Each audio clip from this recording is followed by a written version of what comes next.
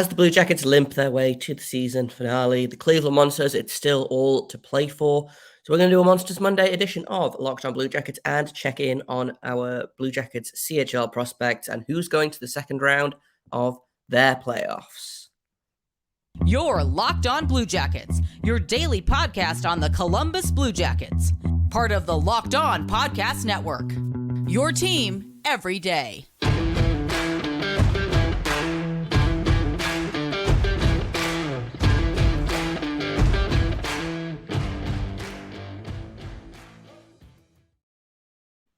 Hello and welcome to Locked on Blue Jackets, part of the Locked on Podcast Network, your team every day. I am, as always, your host, Jay Foster, here to bring you news, stories, the good, the bad, and the ugly about your favorite team and mine, the Columbus Blue Jackets.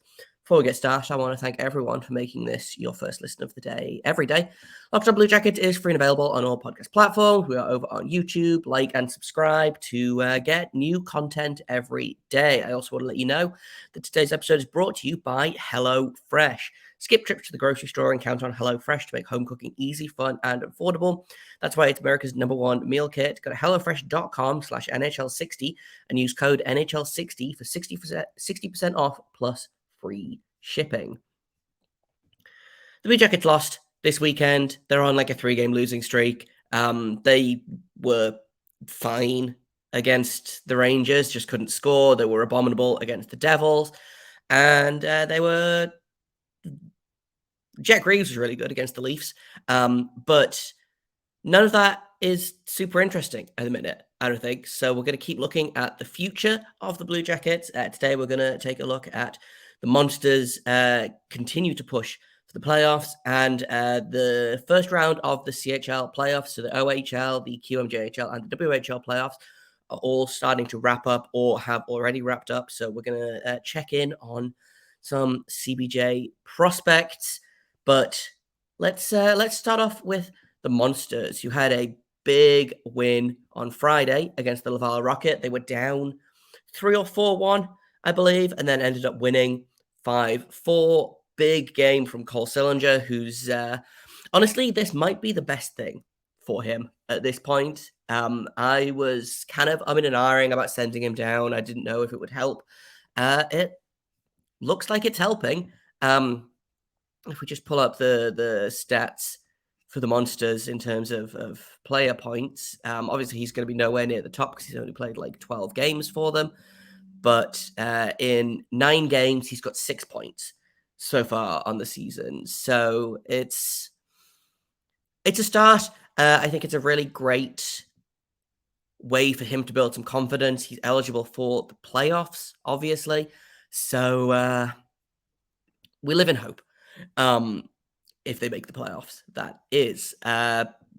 Unfortunately, they are still kind of suffering from the Blue Jackets' injury issues. Like I said, big win against Laval on Friday, and then they immediately lost 4 players. I believe they lost Fix-Wolanski, Jiricek, Luotu, and one other player, maybe Jake Christensen, because the Blue Jackets got more injuries and they needed the bodies. And they lost 3-1 to Belleville, which they are the team that's not quite chasing them. I had the standings up and then lost them. So league standings, the Monsters are in 6th. Right, so playoffs. The North Division gets 5 teams. In 5th place right now is the Laval Rocket with 70 points. Cleveland is in 6th place with 69 points. Belleville is in 7th and final place with 68 points. Now, Cleveland has a game in hand on both the Laval Rocket and the Belleville Senators. They are playing tonight. They're playing the Grand Rapids Griffins, who are last in their respective division and who the Monsters have played pretty well against so far this season. If the Monsters win, they will jump over the Laval Rocket into 5th place, and then all they have to do is get at least as many points from their last 2 games of the season, or their last 3 games of the season, as Laval get from theirs. So the remaining schedule for the Monsters is kind of a tough one. So they've got Grand Rapids tonight, which is pretty okay. Friday, they play the Utica Comets, who are currently sitting in 4th position in the North Division. They've got 76 points. So Monsters are not going to... they could... If Utica loses every game and Cleveland wins every game, they could take 4th in the division, but that seems pretty unlikely, obviously. And then they finish the season with 2 games against the Rochester Americans. That's the tough ask for me. That's I don't know what's that's gonna be tougher than basically any other matchup, I think. Like, the only thing that could be worse, I think, would be the Marlies. But they're done with the Marlies. 2 games against the Rochester Americans. They have beaten the Americans this season. I'm sure of it. I'm sure it was recently as well. Yeah, the end of March, they lost to the Rochester Americans on the Sunday, and then on the Wednesday, they had a overtime win against them. So it's not out of the realm of possibility that they can beat these Americans. But it also depends on what the Rocket look like in terms of their end of season. So they've got 3 games to finish the season. They've got Wilkes-Barre Scranton, who are sitting at the very bottom of the Atlantic Division. Then they've got Toronto, the Marlies, who are sitting at the very top of the North Division. That's going to be a tough game. And then they finish off their season with Syracuse, sitting 3rd in the division, the North Division. So they've got 2 playoff teams, one team who's getting a pass or a bye into the next round. They're getting the first round bye in the Toronto Marlies. Whereas the Monsters have got 1 non-playoff opponent and then 3 playoff opponents. So again, it's going to be tough, but I think the Monsters, they definitely, if they can keep all of the pieces without having to constantly farm them up to Columbus, and bear in mind, Eric Robinson did not finish not last night's game, Saturday night's game against the Rangers. He was out with an injury midway through the second. I think there was a collision and he got a shoulder to the head, I believe. So he's pretty tough. I would imagine if he can play, he will play. I don't think there's going to be any kind of, well, we'll see how he feels. I think it's either he's in or he's out. But if he's out, they're going to have to call up more bodies, and we'll see where we go from there. But it's looking a bit kind of shaky for the Monsters, especially that loss of Jiricek and Fix-Wolanski, who are 1 and 2 in scoring on the team. It's no surprise that they lost 3-1 to the Belleville Senators. You know, it was 2-1 with an empty net. So the goalie did basically everything he could. They just weren't scoring. I believe Mikhail Poutier got the only goal for the Monsters. So, like I said, it's not out of the realm of possibility that the Monsters make the playoffs. I think it's very much in the realm of possibility, in fact. But they are not in control of their own destiny. They are done with their season against Belleville. They are done with their season against Laval. So now it's just a case of, can they win more games than Laval in the last 3 games of the season? And we'll find out, I guess. The Rocket have kind of been dealing with the same issues as the Monsters all season, which is that the parent team is extremely broken, so they keep losing players. And we'll see how it goes. Tonight's game is big, but I think next week, or, the end of this week and next week's games are even bigger. So hopefully we'll be bringing you some Monsters playoff coverage. We'll do another check-in probably around this time next week. But that's kind of it for the Monsters. Let's talk about which Blue Jackets prospects are going to the second round of the CHL playoffs, which ones aren't, and which ones it is still all to play for. That's all coming up in just a second. But first, I've got to tell you all about FanDuel, because baseball is back. Grand slams, no-hitters, double plays. There's no better place to get in on the MLB action than FanDuel, America's #1 sportsbook. Right now, new customers can step up to the plate with a no-sweat first bet up to $1,000. Go to FanDuel.com/lockedon to sign up. place your first bet. And if you don't win, you are going to get up to $1,000 back in bonus bets if you don't. So don't miss your chance to get that no sweat first bet. Go to fanduel.com/lockedon to sign up. FanDuel, official partner of Major League Baseball. So let's start off with the WHL, which I believe... No, that's a lie. Let's start off with the OHL because all of those series were decided. One of them was decided last night, and we have one Blue Jackets prospect going through, and that is Luca Del Bel Belluz. His Sarnia Sting beat the Guelph Storm in Game 6 last night. They are going to be facing the winners of the Saginaw Spirit versus the Flint Firebirds. I'd like to think that Sarnia would come out on top over either of those two teams, but I don't know, the playoffs are weird. I mean, look at what happened to the Windsor Spitfires and Shane Wright, and they loaded up and then lost it. They got swept by Kitchener in the first round, who were the 8th seed. Like, junior hockey especially is bonkers.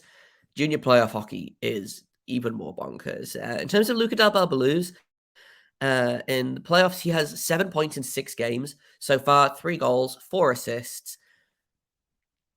Continuing to look really good for the Sting. Obviously, he was part of a big mid-season trade. He is currently second on the team in playoff scoring, or tied for second, with Sasha Pastujov, who's a Ducks prospect, being led by Nolan Burke, who is a Predators prospect. He's got 8 points in 5 games. Pastujov and Del Bel Belluz both have 7 points in 6 games. It's looking fun. If they end up facing Saginaw, then they have to face Maciej Sapovilev, who has 11 points in 6 games for Saginaw, and Dean Laukas, who has 8 points in 6 games for Saginaw. Flint appears to be just kind of hanging in there. They've got 2 players that are a point per game. The third guy that's got 5 points in 6 games, but I think the Sting are going to take this one. I think, or at least I hope so. I think so, and I hope so. In terms of OHL playoff scoring, Del Bel Belluz is currently sitting at this has 18th, but like 7 players have 1 point extra than him. So he's tied for like 10th in league scoring, but Elite Prospect doesn't give me that. So thanks to Elite Prospect. But Del Bel Belluz is the only player from the OHL that's advancing for the Blue Jackets. The Oshawa Generals were beaten in 5 games by the Ottawa 67s, which makes sense. Cameron Butler plays for Oshawa, one of the CBJ prospects, and he had 3 points in 5 games.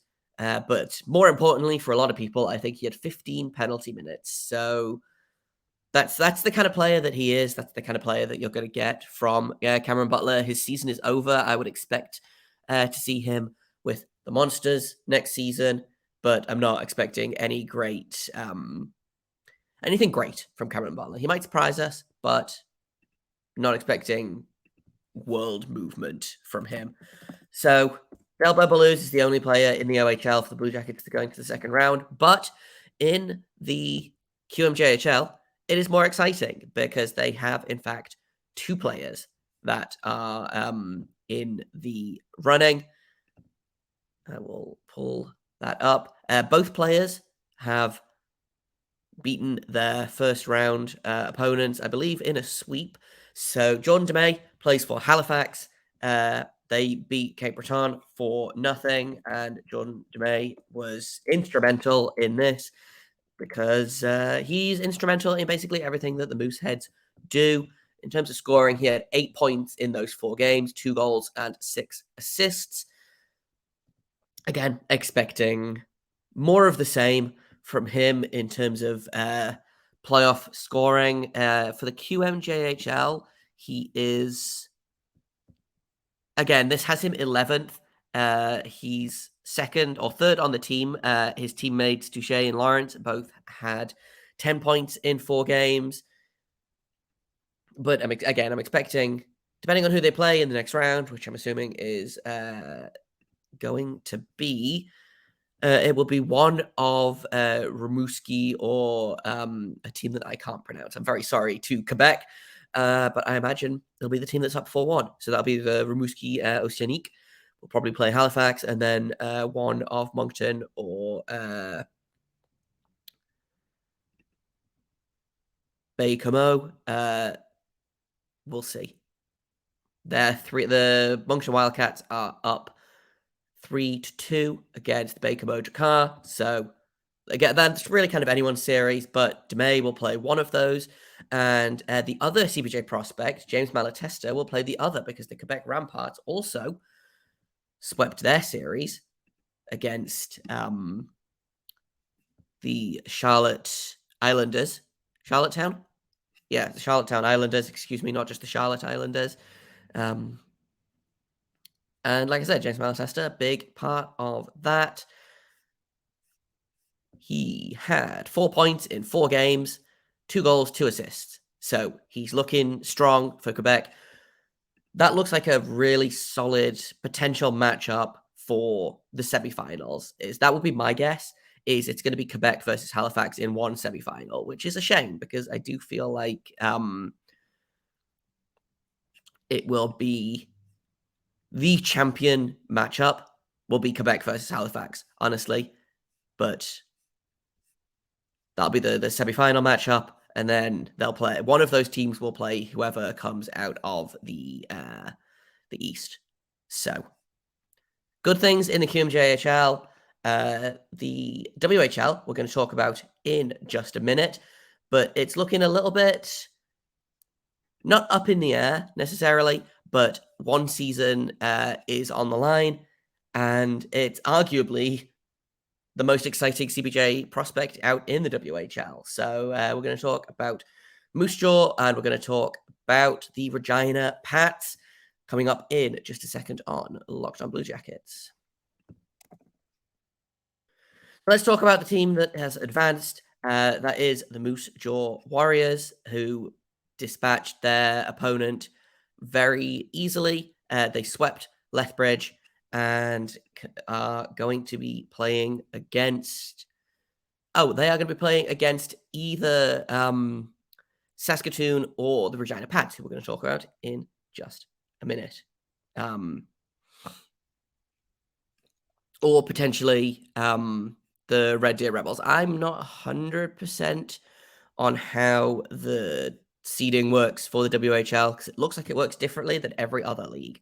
But Denton Matejchuk and Martin Rasavi have both advanced to their second round with Moose Jaw, like I said, sweeping. Denton Matejchuk, I feel like, especially had a good series. He, I believe, ended up scoring the series-winning goal. I could be wrong about that, but 3 points in 4 games for Matejchuk.